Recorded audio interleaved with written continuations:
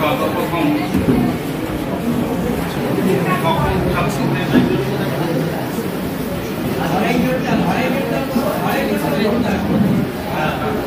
সকল ছাত্রদের এবং প্রাক্তন বর্তমান বলে কথা নয়, আমার ছাত্ররা একজন তারাই এবং আগে যারা ছাত্র ছিলেন বর্তমানে এসেছেন কয়েকজন, আমি যাদের পড়াইনি তাদেরকে আমি শ্রদ্ধা জানাচ্ছি আজকে অনুষ্ঠানে আসবার জন্য এবং তাদের উদ্যোগ নেওয়ার জন্য।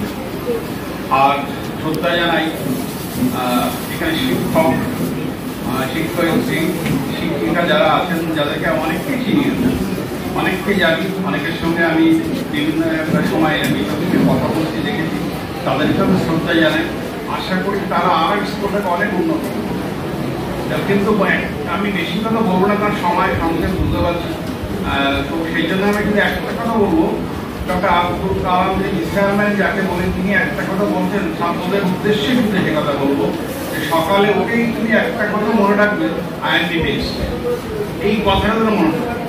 এবিসি স্টুডেন্ট বলেই যে আমরা পিছিয়ে থাকবো তা, আই এম দি বেস্ট এই কথাটা যেন মনে রেখে আমরা সামনের দিকে এগোতে পারি। তোমরাই সমাজ করবে, তোমরাই সমাজের উন্নতি করবে, এইটা বলে আমি আমার বক্তব্য বলতে চাইছি। খুব ইচ্ছে করছে গল্পটা বলার, কোনো বক্তব্য রাখবো না, কিন্তু এই গল্পটা যেন আমার খুব বলতে ইচ্ছে করছে।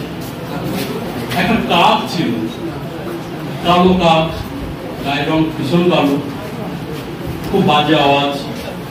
তো সেই কাকটা একদিন ওই গাছের ডালে দাঁড়িয়ে বসে বসে খুব কাঁদছে, ভীষণ কাঁদছে। তো ওই ডালের নিচ দিয়ে একটা ঐশ্বরিক ক্ষমতা সম্পন্ন একটা সন্ন্যাসী ওই ডালের নিচ দিয়ে যাচ্ছে। কাকের চোখের জলটা এই সন্ন্যাসীর গায়ে এসে পড়লো। সন্ন্যাসী ওপর দিকে তাকিয়ে দেখে একটা কাক ভীষণ কাঁদছে। সন্ন্যাসী বলছে, তুমি কাঁদছো কেন? দেখুন সন্ন্যাসী বাবা, আমার এই ভীষণ গায়ের কালো রং লোকে একদম পছন্দ করে না, তারপরে এখন একটা আওয়াজ ঈশ্বর আমাকে দিয়েছে, লোকে শুনে দুপুর পরে, এই জীবন আমার আর একদম রাখতে পারে। সন্ন্যাসী বলছে, তাহলে তুমি কি বলতে চাও বলো তো, আমি তোকে তাই করে দেবো। তো কাকটা অনেক ভেবে ভেবে বললো যে আমি রাজহাঁস হতে চাই। তো বলো ঠিক আছে, আমি তোমাকে রাজহাঁস করে দেবো, কিন্তু রাজহাঁস হওয়ার আগে তুমি আগে রাজহাঁসের সঙ্গে একটু কথা বলে যাও, কারণ একবার ট্রান্সফার হয়ে গেলে কিন্তু আর তুমি ফিরে আসতে পারো। কাকটা ভীষণ খুশি। তো অনেক খুঁজে খুঁজে একটা রাজহাঁস পেয়েছে, তাকে একটা ঝর্ণায় ধারে আর কি সুন্দর জলাশয়, সেখানে রাজহাঁসটা চড়ে বেড়াচ্ছে। কাকটা দেখে তো ভীষণ ভালো লাগছে, কি সুন্দর চড়ে বেড়াচ্ছে, দুপুরো সবাই সাদা রাজহাঁস, অপরূপ সুন্দরতা দেখতে। এরকম রাজহাঁস হতে পারলে আমার জীবন আর কোনো ধোকা থাকে। তো ও আস্তে আস্তে রাজহাঁসের কাছে গেছে, বললো, রাজহাঁস ভাই, তোমার তো জীবনে কোনো দুঃখ টুঃখ নেই। আরে বলো কি ভাই, এই মানুষ আছে না, আমাকে ধরতে পারলে এখন কেটে খেয়ে ফেলে দেয়, ঠিক আছে? আমি তো একটা সেকেন্ড সময় আমি একটু স্বস্তিতে থাকতে পারি না ভাই। প্রতি মুহূর্তে আমাকে মৃত্যু যন্ত্রণা তাড়া করে বেড়ে। এই জীবন আমার একদম ভালো লাগে না, যদি সুযোগ থাকতো না আমি অন্য কিছু হতাম।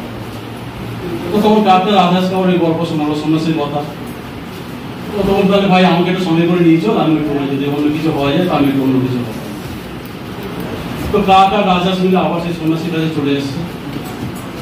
তো সন্ন্যাসীর কাছে এসে বললো যে আমাদেরকে আরেকবার সুযোগ দেন সন্ন্যাসী বাবা, আমরা একটু অন্য কিছু হবো।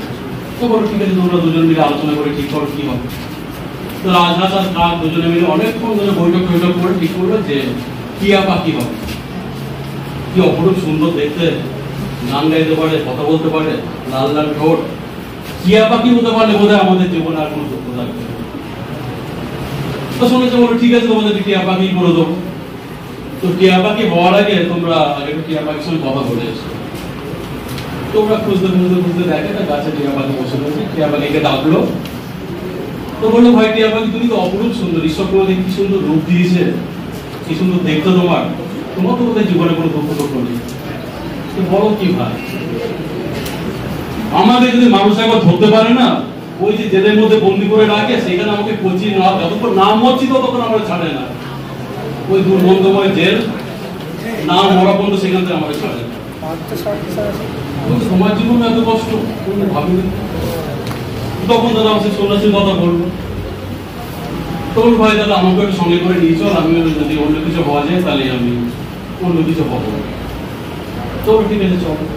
তো তিনজন মিলে আবার কাক, রাজহাঁস আর টিয়া পাখি তিনজন মিলে সন্ন্যাসীর কাছে গেছে। গিয়ে বলে সন্ন্যাসী বাবু আমাদেরকে লাস্ট চান্স দেন, এই শেষ সুযোগ, আমরা আর কিছু বলবো। বলে ঠিক আছে তোমরা তাহলে চিন্তা ভাবনা করে ঠিক করে নাও তোমরা কি হবে। তো তিনজন মিলে বৈঠক বসালো, কাক, রাজহাঁস আর টিয়া পাখি। অনেক আলাপ আলোচনার মধ্যে পরে তারা ঠিক করলো যে তাহলে তারা ময়ূর হবে। কি অপরূপ সুন্দর দেখতে, যখন বেগুন চুরে নাচে সারা বিশ্ব তাকিয়ে থাকে, অপরূপ সুন্দর থাকছে। ময়ূর হতে পারলে বোধহয় আমার জীবনে আর কোনো কষ্ট থাকবে না। তো সন্ন্যাসী বলে ঠিক আছে ভাই, তোমাদেরকে তিনজনকেই ময়ূর করে দেবো। তো ময়ূর হওয়ার আগে একবার তোমরা ময়ূরের সঙ্গে একটু কথা বলেছো। তোমরা অনেক খোঁজাখুঁজির পরে সে ময়ূরকে তারা দেখতে পাবে, ময়ূর সুন্দর বেগুন চুলে নাচছে, অপরূপ সুন্দর দেখছে, তারাও খুব চমৎকার। ওরা আস্তে আস্তে ময়ূরের কাছে গেল, কি বলছে ময়ূর ভাই তোমার তো বোধহয় জীবনে কোনো কষ্ট নেই, বোধহয় ঈশ্বর তোমাকে কি রূপ দিয়েছে, কি সুন্দর দেখতে তোমার। বলছে না ভাই আমি একটু ভালো নেই, আমার এই বেগুনগুলো মানুষগুলো তুলে নিয়ে গিয়ে ভরসা যায়, আর তো শিকারীরা, চোরা শিকারীরা সবসময় তীরটাকে সবসময় আমাদের এম করে থাকে যে কখন আমাকে হত্যা করবে। এই কথা বলতে বলতে একটা শিকারী সে তীর দিয়ে মরে উঠে তীরটা বিদ্ধ করবে। ময়ূরটা তখন মৃত্যু যন্ত্রণায় ছটফট করছে। তখন ময়ূরটা মৃত্যু যন্ত্রণায় ছটফট করতে করতে বলল, ভাই যদি পরজন্ম বলে কিছু থাকে তো পরজন্মের জন্য আমি কাক হয়ে জন্মাতে পারি। তো এই স্কুল ছেড়ে আমি 18 সালে চলে গিয়েছিলাম। তো এই স্কুলের প্রতি যে টান মায়া আমাকে সবসময় ডাকে। তো যখন আমি আমন্ত্রণ পেলাম আমি ভীষণ খুশি হয়েছি। এই স্কুলে আসার জন্য আমার মনটা খুব কাঁদে।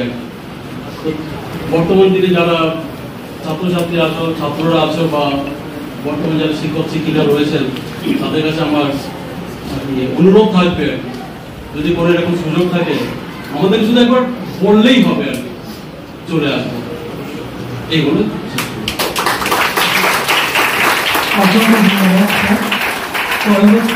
সবাইকে আমার ভালোবাসা ও আন্তরিক শুভেচ্ছা আর বড়দের আমার প্রণাম জানাই। আর যারা যে ছেলেরা আমার সামনে চোখের সামনে ক্লাস 5-এ যখন ভর্তি হয়েছে, ক্লাস 5 থেকে উচ্চ পাস করে চলে যাচ্ছে, তখন সেই কথাগুলো আমারও মনে পড়ে যে ওরা কত পড়াশোনা শিখে আজ কত বড় হয়েছে। এরকমই বড় হতেই হয়ে যেন অনেক ভালোভাবে করে চাকরি বাকরিতে। এখনো আমার সাথে রাস্তায় দু একজন ছেলেদের সাথে দেখা হলে আমাকে তারা রাস্তায় প্রণাম করে, বলে দিদি তুমি কৃষি বয়স থেকে রিটায়ার হয়ে গেছো? হ্যাঁ। বলে তুমি তো একই রকম আছো, তুমি এত আগে রিটায়ার হলে কি করবে? আমি বলি কি বলবো। তারপরে আমি ব্যাঙ্গালোরে গেছিলাম আমার মেয়ের কাছে, মেয়ে খুব অসুস্থ ছিল। আমি ব্যাঙ্গালোরে বসে স্কুল থেকে আমি একটা ফোন পেয়েছিলাম, ছেলেরাই ফোন করেছিল, দিদি আপনি কোথায় আছেন? আমি ব্যাঙ্গালোরে গেছি। ব্যাঙ্গালোরে এসেছি বলে তুমি কিন্তু 5ই সেপ্টেম্বর শিক্ষক দিবস, শনিবারে আমাদের সব এখানে ভিড় হবে, তুমি কিন্তু আসবে অতি অবশ্যই করে। আমি ঠিক আছে বাবু আপনি আসবেন। আমি মেয়েকে বললাম আমার টিকিটটা কেটে দে, শিক্ষক দিবসে আমার স্কুল থেকে নিমন্ত্রণ করেছে, আমার তো যেতেই যাবো। মেয়ে আমাকে টিকিটটা করে দিল, আমি 3 তারিখে বাড়ি চলে এসেছি, 4 তারিখে বাড়ি চলে এসেছি। এই যে ওরা নিমন্ত্রণ করেছে আমাকে, ওদের যে আমাকে মনে রেখেছে ওরা আমাকে, এটাই আমার কাছে সব থেকে বড় পাওনা, সব থেকে বড় পাওনা। আমি আশীর্বাদ করি ওরা যেন আরো অনেক বড় হয়, অনেক ভালো হয়, মানুষের মতো যেন মানুষ হয়ে দাঁড়ায়। আমার এটাই আমি ভগবানের কাছে প্রার্থনা করি, আর কিছু বলার নেই। Nita Nundo Thus Official Registered Emoji Page YouTube.com